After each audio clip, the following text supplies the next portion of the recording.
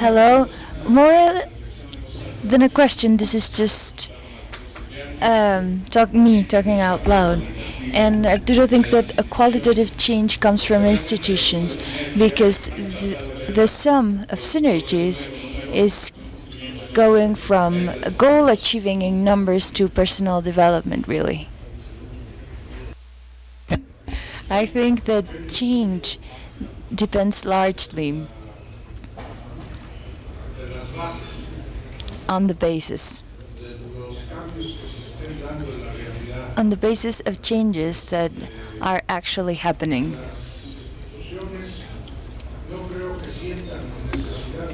I don't think that institutions feel a need for a certain change if producers do not communicate this need. To me, change must come from other people. As I perceive, institutions haven't really been able to connect with the reality with farmers, and I think that this is why institutions are created, and then another one, and then another one. So now we have a huge constellation of institutions, but they do not have this ability to connect directly with the field. And what happens then? The solution lies in the foundation, in that producers, farmers, and organizations present consistent requests, which helps shape the actions that come from the institutions. And in so doing, change can happen. If there is no such request from institutions, and there are no consistent requests and repeated requests, then the only thing that institutions can do is creating another institution, a parallel institution maybe, or hire one, but they don't see a need to change. I don't think that these demands are asking too much.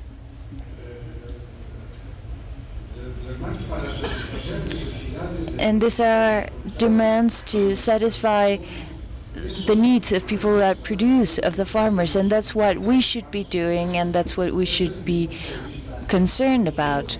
And that's my point of view. When this request arises, institutions even fight with each other to be able to render the service.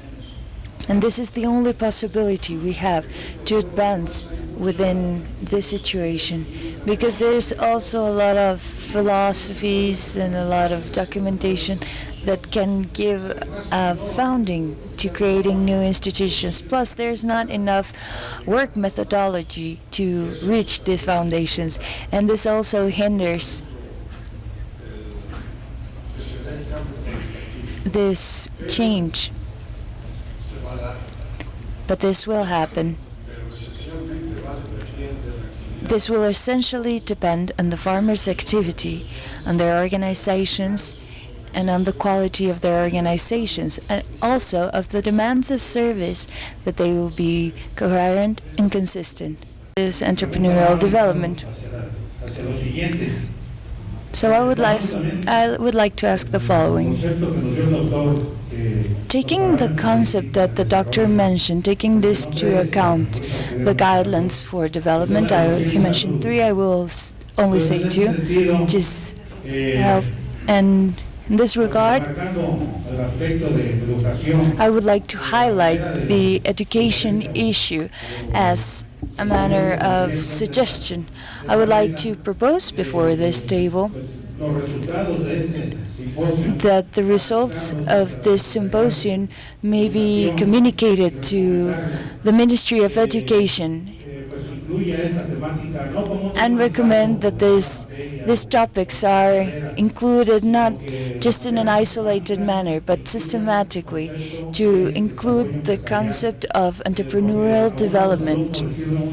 This is a very useful subject for students, for example, because they have the idea of graduating as an entrepreneur, not as a job seeker. So this is a suggestion.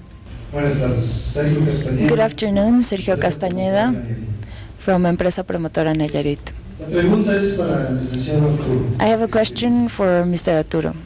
Usted habla de que para buscar, para que tengan posibilidades de desarrollo. You say that in order to find development opportunities for farmers, they should be based on a productive community that's also a model and that has a model. And this model must be sustained by 3 points that have a synergy between them, which is education, a productive project, and organization. And you also speak about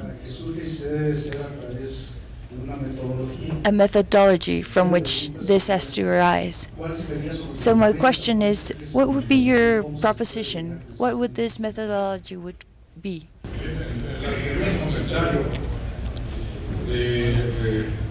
Well, taking from that past comment, we're talking about education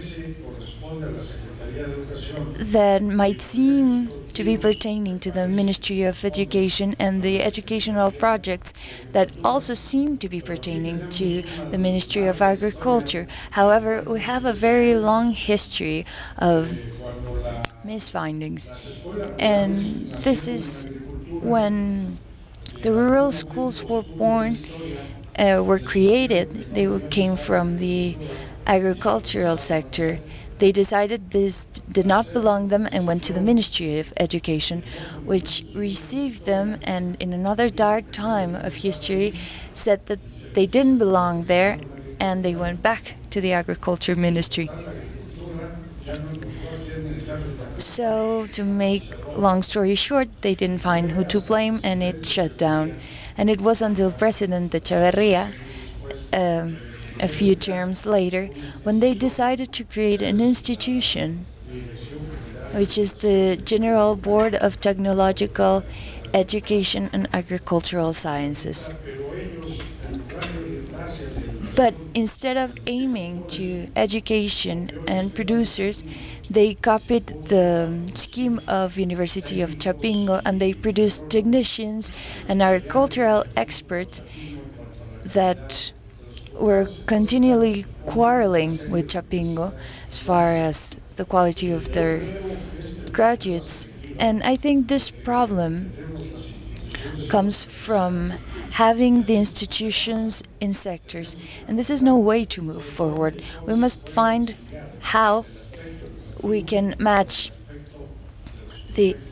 education with economical projects. I think this is paramount. However, I think that this should pertain to the Sagarpa because they're the ones who have the educational material. And the Ministry of Education has different topics which are very well established and standardized in that sense. And that's why I insist on revising the institutional design of rural areas so that these synergies can happen. So that's my main thought. But both elements are needed in my point of view. And what's the hardest part? Well, the productive project, of course. And that's why I think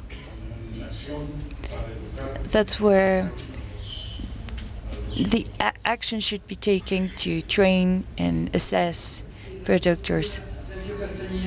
And then Sergio Castañeda asked about the model where you talked about the 3 elements, education, productive project, and the other one.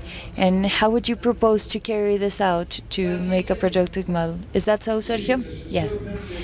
Well, you need an external agent, basically. And this external agent I'm not thinking about an individual, but rather a group of technicians that can all have the abilities to have accessories, organizational training. But I refer mostly to the economical model. In every area, there are economical models, and I mean in every single one of them. We must evaluate which one has the largest growth percentage and power to and the potential to replicate it. And I believe that this is the one we should tend to replicate this model and to make it bigger in such a way that it's not the one with the most producers. Oftentimes, I think about areas where corn is grown, and this is the larger model of a region.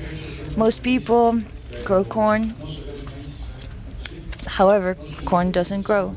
I don't know if you've heard of areas like that. There's plenty of them. I think we have over 2 million corn producers, from which 1,800 million do not produce corn, can't grow corn. And what happens? There's not enough rainfall, or seasons are too erratic, and in 10 years they can only grow and harvest in year 2 and 3, and it's just losses for the rest of the seasons. And there are probably some secondary projects or smaller projects. However, they have a larger growth percentage. In Guanajuato, for example, in an area in Guanajuato, we saw people that grew goats.